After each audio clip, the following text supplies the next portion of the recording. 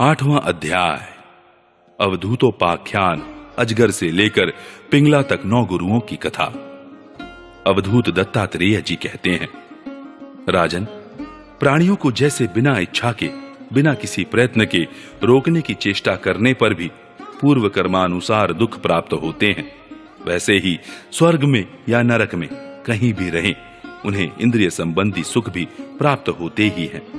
इसलिए सुख और दुख का रहस्य जानने वाले बुद्धिमान पुरुष को चाहिए कि इनके लिए इच्छा अथवा किसी प्रकार का प्रयत्न न करे। बिना मांगे, बिना इच्छा किए स्वयं ही अनायास जो कुछ मिल जाए, वह चाहे रूखा सूखा हो, चाहे बहुत मधुर और स्वादिष्ट, अधिक हो या थोड़ा, बुद्धिमान पुरुष अजगर के समान उसे ही खाकर जीवन निर्वाह कर ले और उदासीन रहे। यदि भोजन न मिले तो उसे भी प्रारब्ध भोग समझकर किसी प्रकार की चेष्टा न करे। बहुत दिनों तक भूखा ही पड़ा रहे। उसे चाहिए कि अजगर के समान केवल प्रारब्ध के अनुसार प्राप्त हुए भोजन में ही संतुष्ट रहे। उसके शरीर में मनोबल, इंद्रिय बल और देह बल तीनों हो, तब भी वह निश्चेष्ट ही रहे। निद्रा रहित होने पर भी सोया हुआ सा रहे और कर्मेंद्रियों के होने पर भी उनसे कोई चेष्टा न करे। राजन, मैंने अजगर से यही शिक्षा ग्रहण की है। समुद्र से मैंने यह सीखा है कि साधक को सर्वदा प्रसन्न और गंभीर रहना चाहिए। उसका भाव अथाह, अपार और असीम होना चाहिए तथा किसी भी निमित्त से उसे क्षोभ न होना चाहिए। उसे ठीक वैसे ही रहना चाहिए जैसे ज्वार भाटे और तरंगों से रहित शांत समुद्र। देखो, समुद्र वर्षा ऋतु में नदियों की बाढ़ के कारण बढ़ता नहीं और न ग्रीष्म ऋतु में घटता ही है। वैसे ही भगवत परायण साधक को भी सांसारिक पदार्थों की प्राप्ति से प्रफुल्लित न होना चाहिए और न उनके घटने से उदास ही होना चाहिए।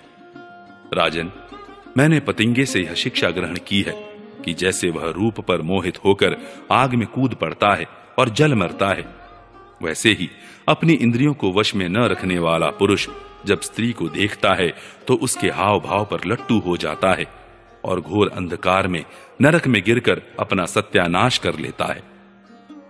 सचमुच स्त्री देवताओं की वह माया है जिससे जीव भगवान या मोक्ष की प्राप्ति से वंचित रह जाता है। जो मूढ़, कामिनी, कंचन, गहने, कपड़े आदि नाशवान माइक पदार्थों में फंसा हुआ है और जिसकी संपूर्ण चित्त वृत्ति उनके उपभोग के लिए ही लालायित है, वह अपनी विवेक बुद्धि खोकर पतिंगे के समान नष्ट हो जाता है। राजन, सन्यासी को चाहिए कि गृहस्थों को किसी प्रकार का कष्ट न देकर भौरे की तरह अपना जीवन निर्वाह करे। वह अपने शरीर के लिए उपयोगी रोटी के कुछ टुकड़े कई घरों से मांग ले। जिस प्रकार भौरा विभिन्न पुष्पों से, चाहे वे छोटे हो या बड़े, उनका सार संग्रह करता है, वैसे ही बुद्धिमान पुरुष को चाहिए कि छोटे बड़े सभी शास्त्रों से उनका सार, उनका रस निचोड़ ले। राजन, मैंने मधुमक्खी से यह शिक्षा ग्रहण की है कि सन्यासी को सायंकाल अथवा दूसरे दिन के लिए भिक्षा का संग्रह न करना चाहिए। उसके पास भिक्षा लेने को कोई पात्र हो तो केवल हाथ, और रखने के लिए कोई बर्तन हो तो पेट।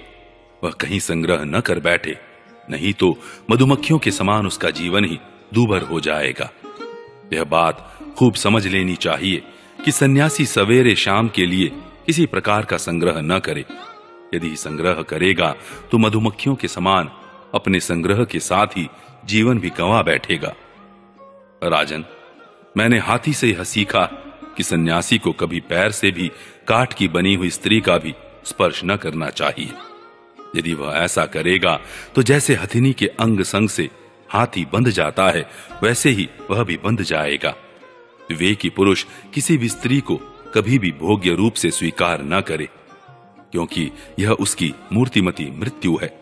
यदि वह स्वीकार करेगा तो हाथियों से, हाथी की तरह अधिक बलवान अन्य पुरुषों के द्वारा मारा जाएगा।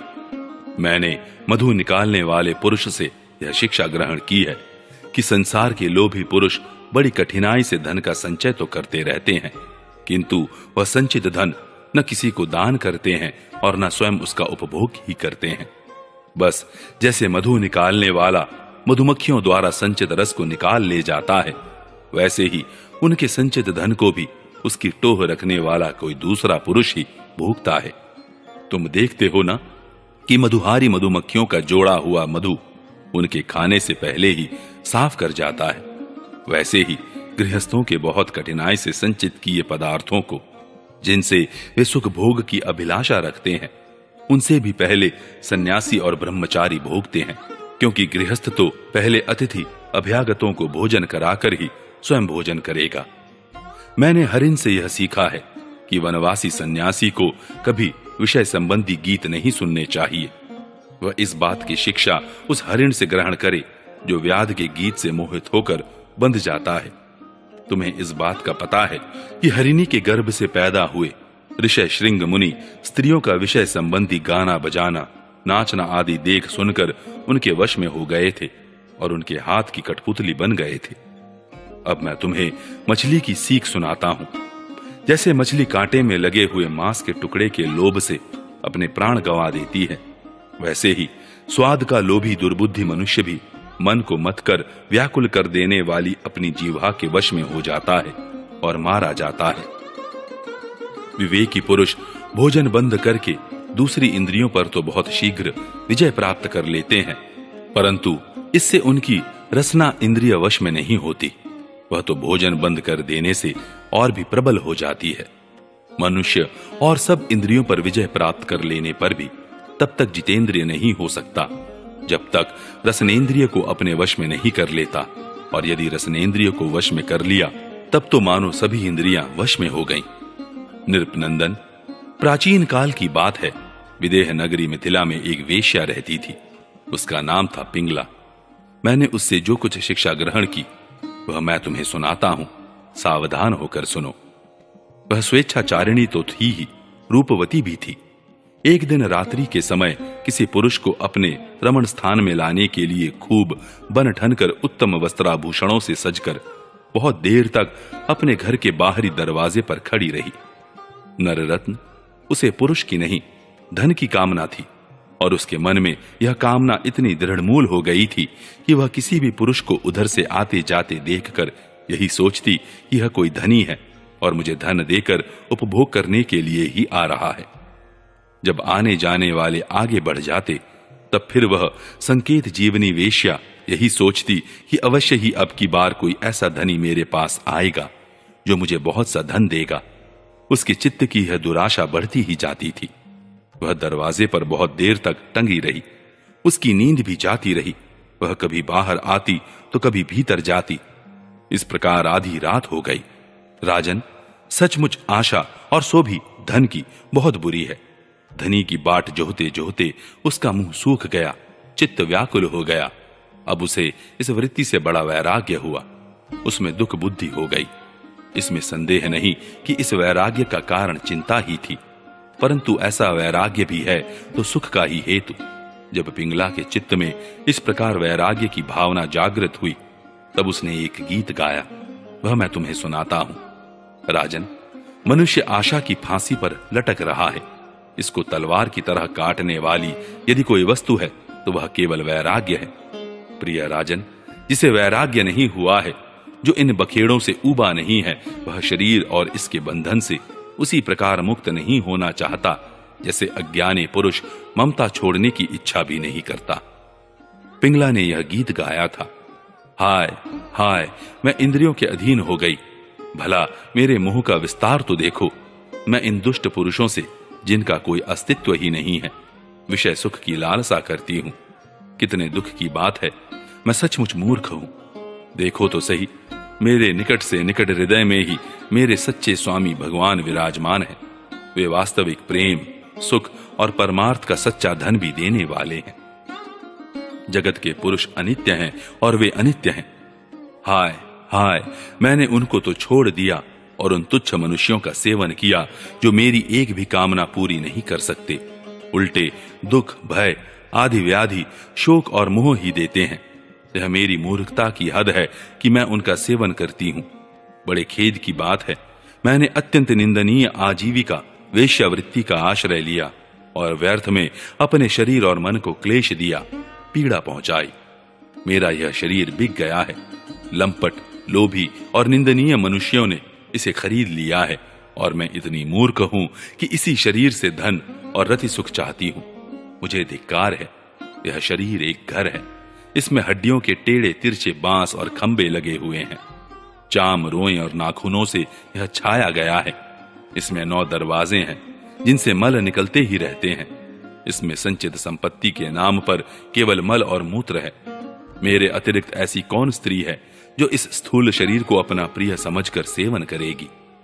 यूं तो यह विदेहों की, जीवन मुक्तों की नगरी है, परंतु इसमें मैं ही सबसे मूर्ख और दुष्ट हूं, क्योंकि अकेली मैं ही तो आत्मदानी, अविनाशी एवं परम प्रियतम परमात्मा को छोड़कर दूसरे पुरुष की अभिलाषा करती हूं। मेरे हृदय में विराजमान प्रभु समस्त प्राणियों की हितैषी, सुहृद प्रियतम स्वामी और आत्मा है। अब मैं अपने आप को देकर इन्हें खरीद लूंगी और इनके साथ वैसे ही विहार करूंगी जैसे लक्ष्मी जी करती हैं।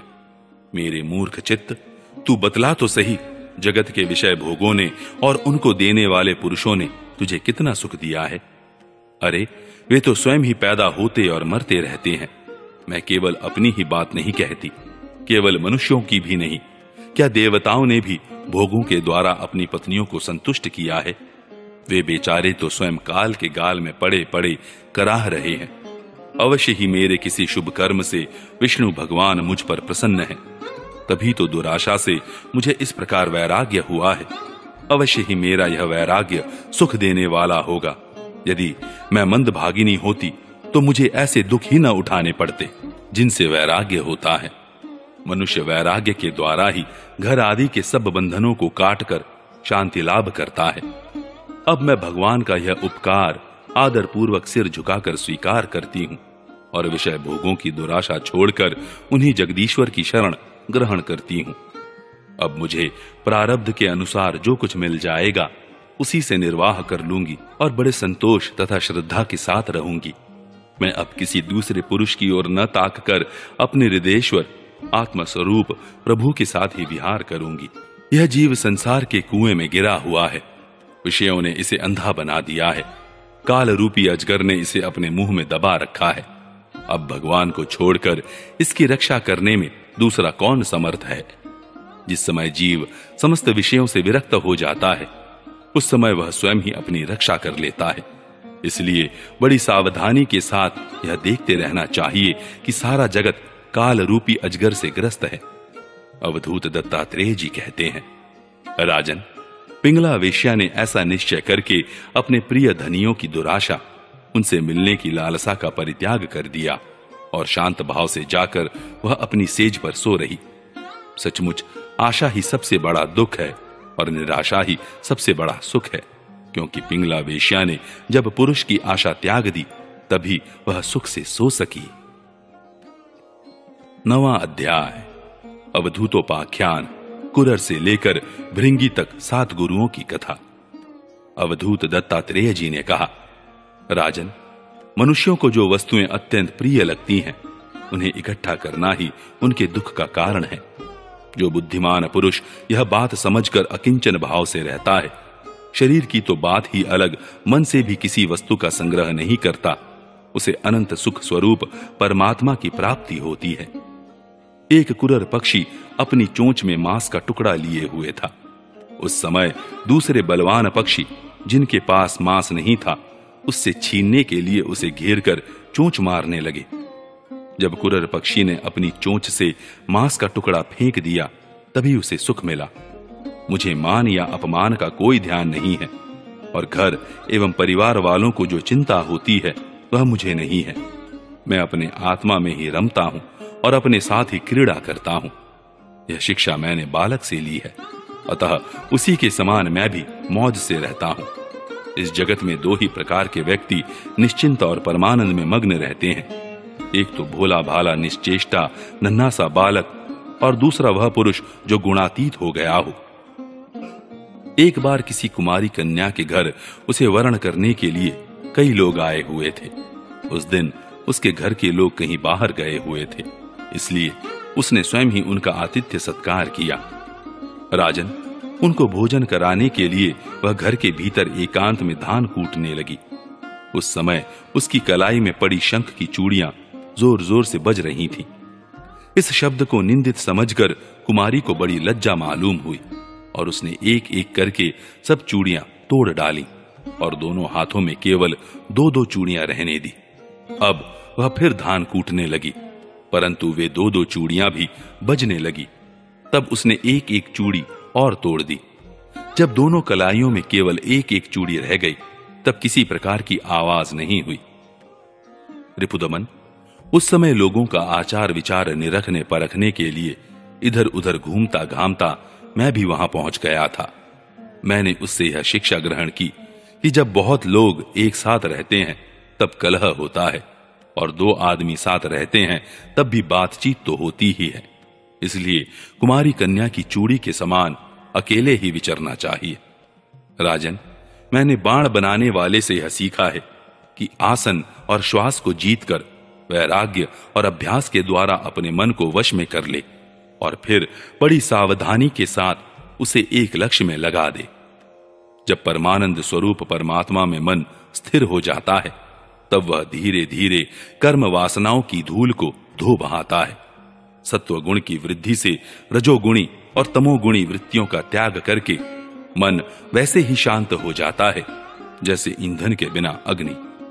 इस प्रकार जिसका चित्त अपने आत्मा में ही स्थिर निरुद्ध हो जाता है, उसे बाहर भीतर कहीं किसी पदार्थ का भान नहीं होता। मैंने देखा था कि एक बाण बनाने वाला कारीगर बाण बनाने में इतना तन्मय हो रहा था कि उसके पास से ही दल बल के साथ राजा की सवारी निकल गई और उसे पता तक न चला। राजन, मैंने सांप से यह शिक्षा ग्रहण की है कि सन्यासी को सर्प की भांति अकेले ही विचरण करना चाहिए। उसे मंडली नहीं बांधनी चाहिए, मठ तो बनाना ही नहीं चाहिए। वह एक स्थान में न रहे, प्रमाद न करे, गुहा आदि में पड़ा रहे, बाहरी आचारों से पहचाना न जाए, किसी से सहायता न ले और बहुत कम बोले। इस अनित्य शरीर के लिए घर बनाने के बखेड़े में पड़ना व्यर्थ और दुख की जड़ है। सांप दूसरों के बनाए घर में घुसकर बड़े आराम से अपना समय काटता है। अब मकड़ी से ली हुई शिक्षा सुनो। सबके प्रकाशक और अंतर्यामी सर्वशक्तिमान भगवान ने पूर्व कल्प के बिना किसी अन्य सहायक के अपनी ही माया से रचे हुए जगत को कल्प के अंत में काल शक्ति के द्वारा नष्ट कर दिया। उसे अपने में लीन कर लिया और सजातीय, विजातीय तथा स्वगत भेद से शून्य अकेले ही शेष रह गए।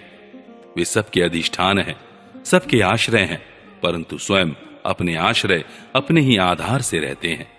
उनका कोई दूसरा आधार नहीं है। वे प्रकृति और पुरुष दोनों के नियामक, कार्य और कारणात्मक जगत के आदि कारण परमात्मा अपनी शक्ति काल के प्रभाव से सत्व, रज आदि समस्त शक्तियों को साम्य अवस्था में पहुंचा देते हैं और स्वयं कैवल्य रूप से एक और अद्वितीय रूप से विराजमान रहते हैं। वे केवल अनुभव स्वरूप और आनंद घन मात्र हैं। किसी भी प्रकार की उपाधि का उनसे संबंध नहीं है। वे ही प्रभु केवल अपनी शक्ति काल के द्वारा अपनी त्रिगुणमयी माया को क्षुब्ध करते हैं और उससे पहले क्रिया शक्ति प्रधान सूत्र की रचना करते हैं। यह सूत्र रूप महत्त्व ही तीनों गुणों की पहली अभिव्यक्ति है। वही सब प्रकार की सृष्टि का मूल कारण है। उसी में यह सारा विश्व सूत में ताने बाने की तरह ओतप्रोत है और इसी के कारण जीव को जन्म मृत्यु के चक्कर में पड़ना पड़ता है। जैसे मकड़ी अपने हृदय से मुंह के द्वारा जाला फैलाती है, उसी में विहार करती है और फिर उसे निगल जाती है, वैसे ही परमेश्वर भी इस जगत को अपने में से उत्पन्न करते हैं, उसमें जीव रूप से विहार करते हैं और फिर उसे अपने में लीन कर लेते हैं।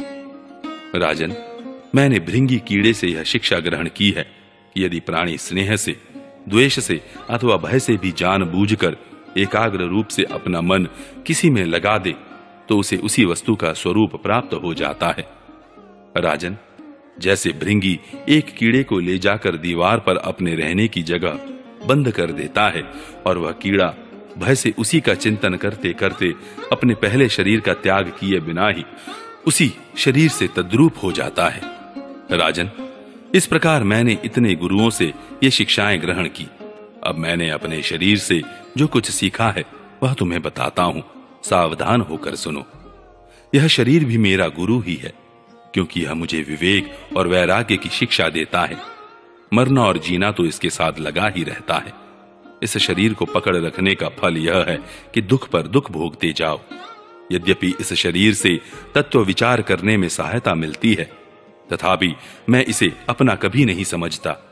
सर्वदा यही निश्चय रखता हूं कि एक दिन इसे सियार कुत्ते खा जाएंगे, इसलिए मैं इससे असंग होकर विचरता हूं। जीव जिस शरीर का प्रिय करने के लिए ही अनेकों प्रकार की कामनाएं और कर्म करता है, तथा स्त्री पुत्र, धन दौलत, हाथी घोड़े, नौकर चाकर, घर द्वार और भाई बंधुओं का विस्तार करते हुए उनके पालन पोषण में लगा रहता है, बड़ी बड़ी कठिनाइयां सहकर धन संचय करता है, आयुष्य पूरी होने पर वही शरीर स्वयं तो नष्ट होता ही है, वृक्ष के समान दूसरे शरीर के लिए बीज बोकर उसके लिए भी दुख की व्यवस्था कर जाता है। जैसे बहुत सी सौतें अपने एक पति को अपनी अपनी ओर खींचती हैं, वैसे ही जीव को जीभ एक ओर स्वादिष्ट पदार्थों की ओर खींचती है तो प्यास दूसरी ओर जल की ओर, जननेंद्रिय एक ओर स्त्री संभोग की ओर ले जाना चाहती है तो त्वचा, पेट और कान दूसरी ओर कोमल स्पर्श, भोजन और मधुर शब्द की ओर खींचने लगते हैं। नाक कहीं सुंदर गंध सूंघने के लिए ले जाना चाहती है तो चंचल नेत्र कहीं दूसरी ओर सुंदर रूप देखने के लिए। इस प्रकार कर्मेंद्रियां और ज्ञानेंद्रियां दोनों ही इसे सताती रहती हैं। वैसे तो भगवान ने अपनी अचिंत्य शक्ति माया से वृक्ष, सरीसृप, पशु, पक्षी, डांस और मछली आदि अनेकों प्रकार की योनियां रची, परंतु उनसे उन्हें संतोष न हुआ। तब उन्होंने मनुष्य शरीर की सृष्टि की।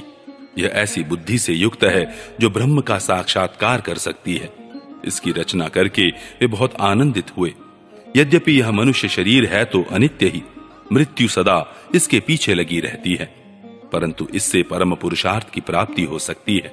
इसलिए अनेक जन्मों के बाद यह अत्यंत दुर्लभ मनुष्य शरीर पाकर बुद्धिमान पुरुष को चाहिए कि शीघ्र से शीघ्र मृत्यु के पहले ही मोक्ष प्राप्ति का प्रयत्न कर ले। इस जीवन का मुख्य उद्देश्य मोक्ष ही है। विषय भोग तो सभी योनियों में प्राप्त हो सकते हैं, इसलिए उनके संग्रह में यह अमूल्य जीवन नहीं खोना चाहिए। राजन, यही सब सोच विचार कर मुझे जगत से वैराग्य हो गया। मेरे हृदय में ज्ञान विज्ञान की ज्योति जगमगाती रहती है। न तो कहीं मेरी आसक्ति है और न कहीं अहंकार ही। अब मैं स्वच्छंद रूप से इस पृथ्वी में विचरण करता हूँ। राजन, अकेले गुरु से ही यथेष्ट और सुदृढ़ बोध नहीं होता, उसके लिए अपनी बुद्धि से भी बहुत कुछ सोचने समझने की आवश्यकता है। देखो, ऋषियों ने एक ही अद्वितीय ब्रह्म का अनेकों प्रकार से गान किया है। भगवान श्री कृष्ण ने कहा, प्यारे उद्धव, गंभीर बुद्धि अवधूत दत्तात्रेय ने राजा यदु को इस प्रकार उपदेश किया। यदु ने उनकी पूजा और वंदना की। दत्तात्रेय जी उनसे अनुमति लेकर बड़ी प्रसन्नता से इच्छानुसार पधार गए। हमारे पूर्वजों के भी पूर्वज राजा यदु अवधूत दत्तात्रेय की यह बात सुनकर समस्त आसक्तियों से छुटकारा पा गए और समदर्शी हो गए।